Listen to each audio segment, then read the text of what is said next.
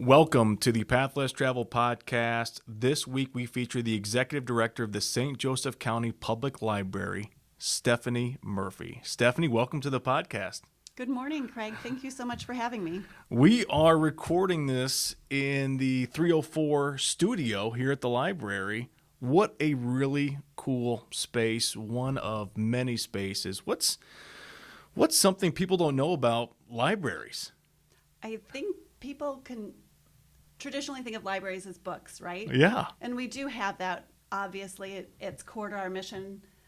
Literacy is what we do, but we do all different types of literacy, and we're also a community gathering space. So this space, Studio 304, really promotes digital literacy, and we have Adobe Creative Suites in our main space of the studio, and then we have some recording studios. So we're in our video and podcast recording studio right now. It has the green screen. It has all of the equipment you might need to record a podcast or a TikTok if that's what you want to do. But here downtown, we really built this amazing community learning center with so many partners, of course, the City of South Bend and the Community Foundation of St. Joseph County.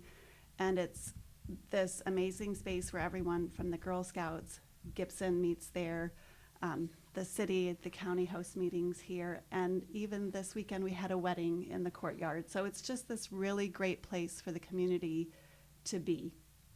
Yeah, if you haven't been here, you need to get here or get to your local library because there's a lot of fun, exciting things happening. That's what I really enjoy about this space, that you're always trying to find ways to engage the community in a more impactful and meaningful way. What's that like as leading an organization, just having that type of a mission?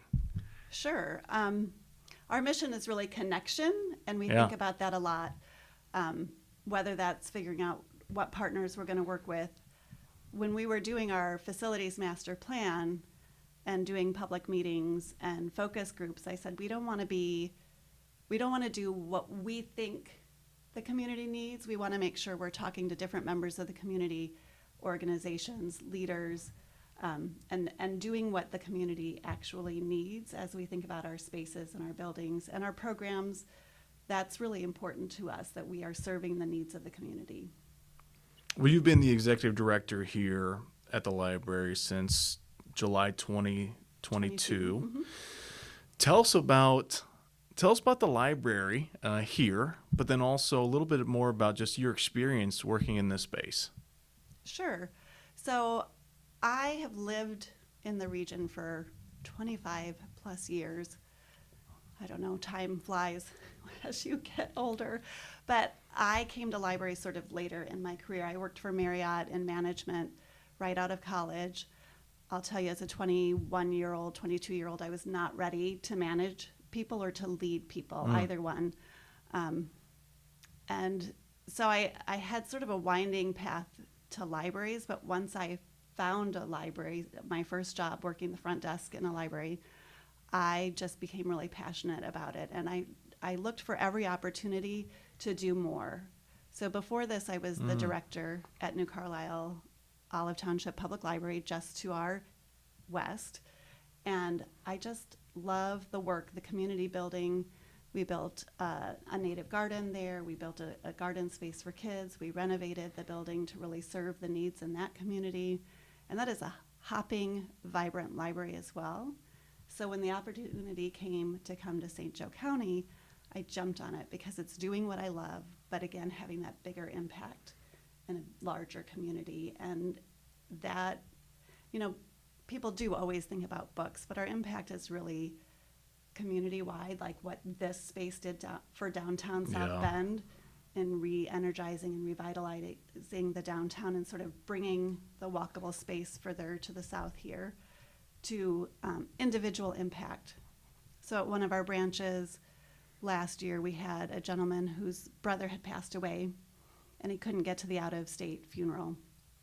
So he came to the library, used our meeting room, our equipment, and was able to attend his brother's funeral virtually. And I think those are the stories that people don't understand happen at libraries all the time. And that has made me so passionate about what we do and making sure we're serving both the community big picture and the community individually. You touched on it a little bit earlier, but if you go to the website and then you click on one of the links, it'll show you our next chapter. Yes. What is our next chapter? So we did spend many years on this downtown location, and it's fabulous and it's amazing, and we've seen the impact it's had on downtown. But it's time to start looking and thinking about our branches. We have 9 branch locations. We have 4 within the city limits. We have one in German Township, in Clay Township, and then one in North Liberty and Lakeville. I must be missing one because that's 8 and not 9. But you get the idea. There's a lot. There's a lot. And many of those, it's been a long, long time since they've had a renovation. And if you think about your home, and once your house hits 20 years, it's time. You need to do some paint. I mean, you're lucky if you have kids, if your paint lasts 20 years, right? We just redid our carpet and flooring at our house. It's been Yes. 20, yes. Yes, so carpet, paint, study rooms and are really important. Our branches don't have, we have one branch right now with study rooms, so we want to expand that. But it's just taking care of the regular maintenance that we need to have in our branches. So all of that we've planned through our savings. But we have some really exciting stuff planned for the west side of South Bend. And if you've driven on to the west at all, you see everything that is happening on the west Right. side of this county, Right. and the expectation of how many people are going to work out on the west side of the county. So we have plans to expand our west side branches. We're hoping to move our western location, which is kind of hidden behind Kroger, out to Western Avenue, so everyone who's new in the community knows where we're at. And that would get a few more square feet. And then our LaSalle branch would get an expansion as well. So we're working on those projects. They're very exciting. Yes. And again, building community, building spaces for people to be in. Well, the name of this podcast is The Path Less Traveled. When you think about that and you think about your leadership journey, how do you relate? I think for me, it's always about the people, right? The people are the most important thing. And you can get caught up in your mission and in doing the things like building buildings, really exciting.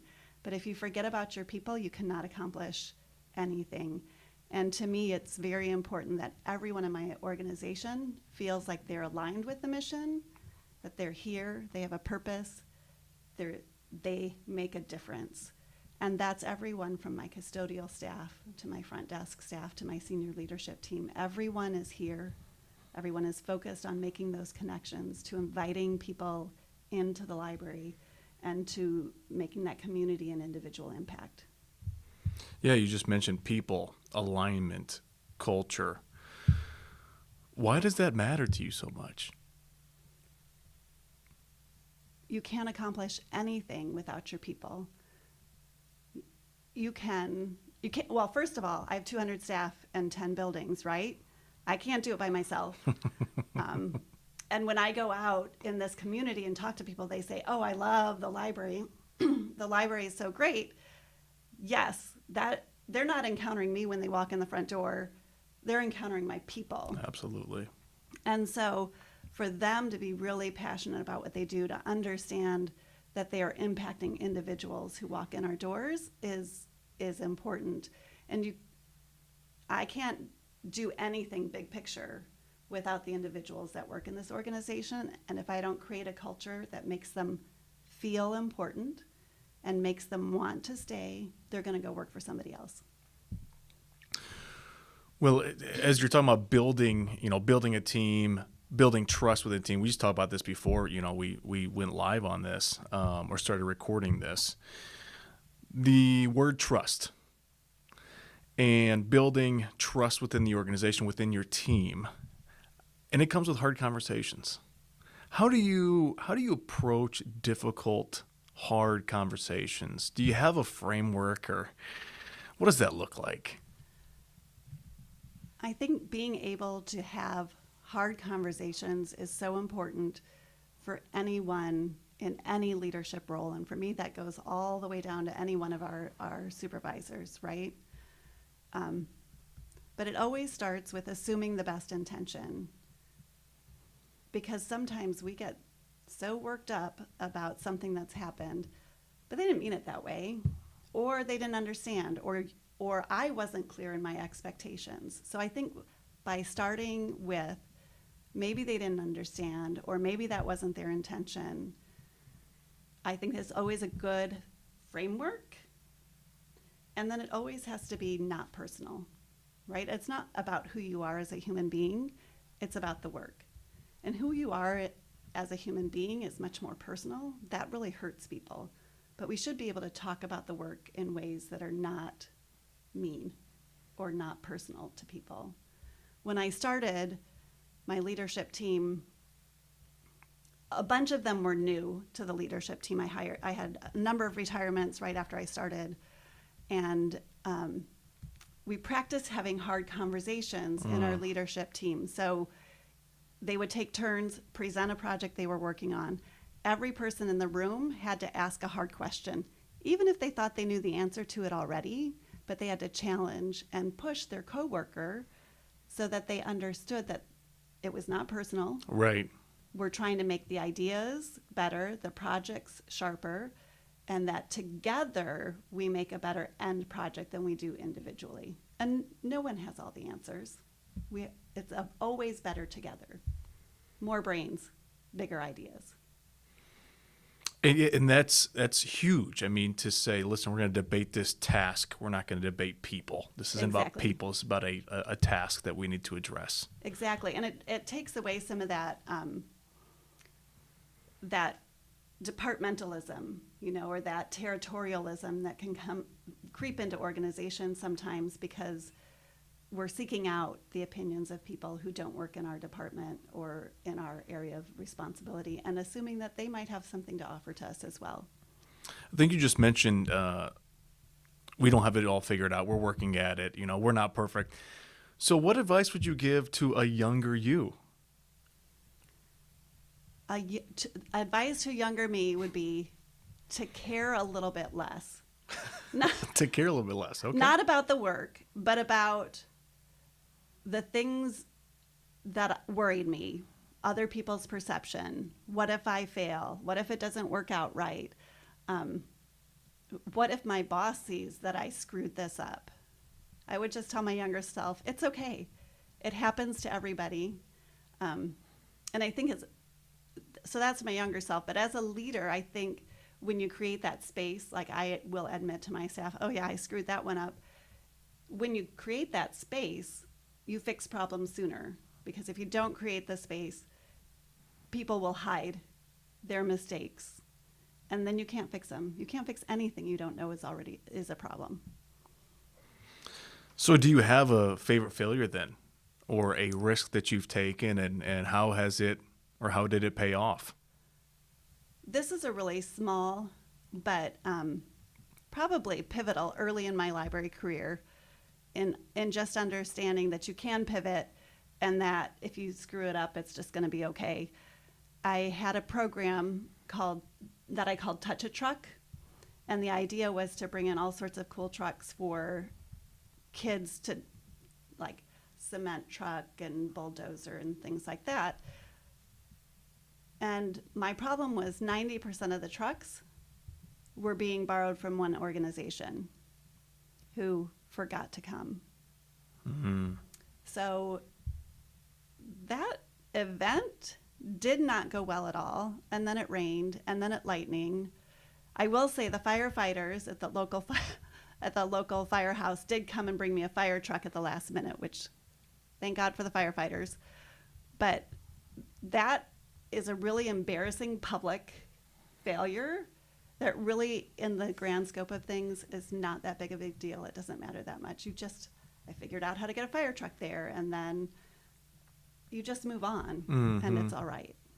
Yeah. Any other things come to mind as far as lessons that you learned over the years? Well, I don't actually like to talk about failures, Craig. I think the most important lesson is just to be human with your people, and understanding that people have stuff happen in their lives. That nothing goes further with your people as a leader than when they have those really hard things happen, that you're just compassionate and give them the space and time that they need. I remember my boss, when my dad passed away very, very unexpectedly, she said to me, "This is just work. It's just work. You go do what you need to do." And that has stuck with me. And I told one of my own staff members that recently because they're having something happen in their life. So I think that compassionate leadership builds a lot of loyalty, but also it's the right thing to do as a human being. Well, you've got a big team. And Yes. not just a team here at the library. You talked about having north of 200 employees here. You've got a team at home, too. You've got a large team. 6 kids, is that right? That's right. 6 kids. So you've got that. You've got stuff here at the library. I'm sure you have some hobbies. How do you balance all of it? Here's my question. How do you decide what you say yes to and what you say no to as life is just busy? That's such an interesting question, because I think it changes as you go through different phases of life. Right now, I'm trying to say yes to a lot of new and different experiences. So when I get invited to uncomfortable things, or like things I haven't done before, I just went golfing for the first time. Somebody invited me. Probably a lot to better their than golf. me. No, it was terrible. But the people I was with were kind and gave me good tips, and they didn't care. It was a scramble. That helps. That does help. But, I'm just trying to say yes to new things like that. But personally, and with my out of work time, which when you're a leader in the community, that sort of is blurred often. But I try to say yes only to the things that are important to me. So I always say yes to my family. My son who lives in Chicago, and his wife, their cat died unexpectedly. They didn't have a place to bury it. "Mom, will you come pick us up so we can bury the cat in the backyard?" Yes, of course. Was I tired? Yes. Did I do it? Those sorts of things are non-negotiable to me. My family, always going to be a yes. The community stuff and the things I get asked to volunteer for, I really have to care about what it is that they do. And it has to be balanced. Like, I have one kid left at home. Will she suffer my time if I take on this commitment? So it just varies, but I try to be more careful about what I say yes to. Okay, so I find it really interesting that you're at this time in your life where you're saying yes to some things that are new experiences, getting you out of your comfort zone. Why? What's caused this? I think it just makes me a better person, and with broader experiences, and I sometimes I don't really know what I'm getting myself into. Yeah. Somebody invited me to a meeting that was going on here, and I said yes, and it turned out to be like a prayer, spiritual, Protestant thing that is really, like, I'm Catholic, so it's outside of my comfort zone, but I really enjoyed the women I met, really enjoyed the experience, but pushing myself, I think, just makes me a better person. It makes me more empathetic for people who are not like me, and just brings a little fun and interest to life. I love it. A question I couldn't wait to get to. You work here at the library. What are some of your favorite books? Some of my, well... Which I would think is a very hard question. It is a very hard question, and partially because I'm really bad at remembering titles and authors, but I'm really good at looking them up. So you don't have to have all the answers. You can find the answers. One of my favorite leadership books is by Liz Wiseman. It's called Multipliers, and there's some really good content in there, including it's not about what you know. It's what do you have access to that other people know? Because like we talked about, I can't know it all. I can't have all the answers. It talks about how you multiply people. You can get more work done with the same people. If you find people's strengths, plug them in, and then sort of let them go. Micromanaging is the opposite of that. It really shrinks down people's capacity. Mm-hmm. So I love multipliers. And then I read a lot of fiction for relaxation. Right. There's another category of books I like to read for new experiences. I recently read, and my son recommended this to me, and I'm not going to know the title. You can Google it. Yeah. It's a detective novel that was set in Africa. And I just learned so much about the culture of that country and the people. I'm never going to Africa in all likelihood. So to read novels that are set in other places, novels that are about people who've had different experiences than me, I think expands my worldview. So, a couple of final questions here. What's something that you're most proud of? I am most proud here at the library of building a really cohesive team. I think and this was partly out of COVID, right? Is that when you have an organization that has 10 different buildings, it's very easy for people to feel isolated and separate from each other. Mm-hmm. And COVID exacerbated that. Like by the very nature of COVID, people weren't moving between branches. They weren't seeing a lot of each other. So I inherited this sort of post-COVID organization. Right. And I think over the last 2 years, I've intentionally worked towards building a cohesive team, not only at the senior leadership level, but across the board, where I feel like my entire team feels like they belong. And if somebody was in the same situation as you were in then, that they are now, what are some things that you did that was intentional in building the team? One of the things that is very important to me is learning people's names. And people have said to me, "Oh, I'm so bad at names. You know so many names." But it takes work. Like before I even started, I asked for a picture roster. And I started learning people's names before I got here. When I would visit a branch, I would pull up that picture roster and look at the pictures and the names. Do I have it right every time? No.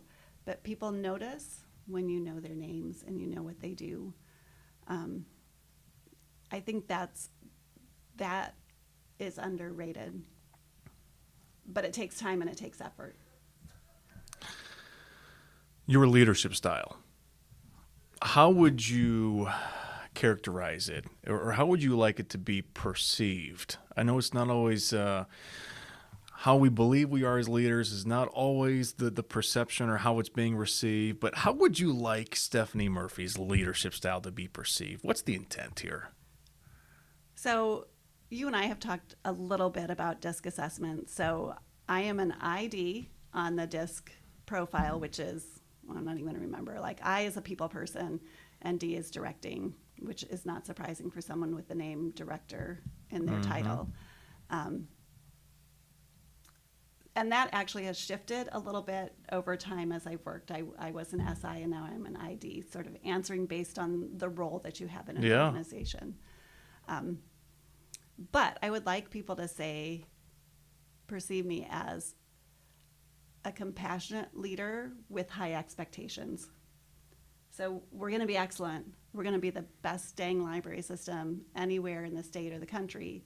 But we're going to do that in a way that acknowledges the people, both in our organization and our community. 2 final questions that I have for you. If you had a billboard with a message that you could put on it to communicate to whoever you want, what would that message say? The message is you matter. I think in a world, and this is not library specific, right? But it relates to the work we do in libraries, but the Surgeon General put out a paper last spring saying our country is the loneliest it's ever been, and it's an epidemic. And being lonely is worse for you, for your health, than drinking 6 alcoholic beverages a day. So I think people need to understand that they do matter. Mm-hmm. Everybody needs to know that. And if we can move the needle, and we try to move the needle here at the library in helping the people who walk in the front door feel connected, feel like they belong, feel like they matter, that's really core to the work that we do, and that is important to me personally. I love that. Last question, what's one of the kindest things someone has done for you here at the library or in your personal life? So I've been thinking about this question, Craig. Oh, all right. Because it's a hard one when you talk about the kindest thing. And I don't think the kindest thing matters. I think the small kindnesses matter more. And sometimes it's the little things. This week I was running late for a meeting. One of my team members noticed and said, "Hey, can I bring your stuff to that next meeting for you?" That's a really tiny little thing, but that matters in an organizational culture. And anytime you are cultivating those small kindnesses among your staff, it makes people want to come to work. Yeah, that builds the culture, the small daily things that we do over time that's just consistent, and we're disciplined with it. It has such a huge impact, whether it's anything leadership-wise or just doing kind things. And I will say, on a personal level, any morning that I am running on low, and my husband gets up after I do, typically, if I say, "Hey, will you bring me a cup of coffee?" He will always, every time, get up and bring me a cup of coffee. And that might be the kindest thing on a regular basis that happens in my world. Well, what final thoughts do you have about leadership or the library here, or anything that you'd want to communicate to close us out here? I would say, if you haven't been to the library recently, come and check it out. Come and see what our downtown location. I hear a lot of people say, "I haven't been in since the renovation." You should come and check it out. It's a pretty impressive space, and the staff are willing to help you find or do anything you need to do here at the library. If you live by one of our branches, pop in there, see what's up, and see what's new in the library. There's a lot going on, and I appreciate you taking time out of your calendar to do this. It's been really good. I've enjoyed our conversation, and that would be it for this week's episode of The Path Less Traveled, here with the Executive Director of the St. Joseph County Public Library, Stephanie Murphy.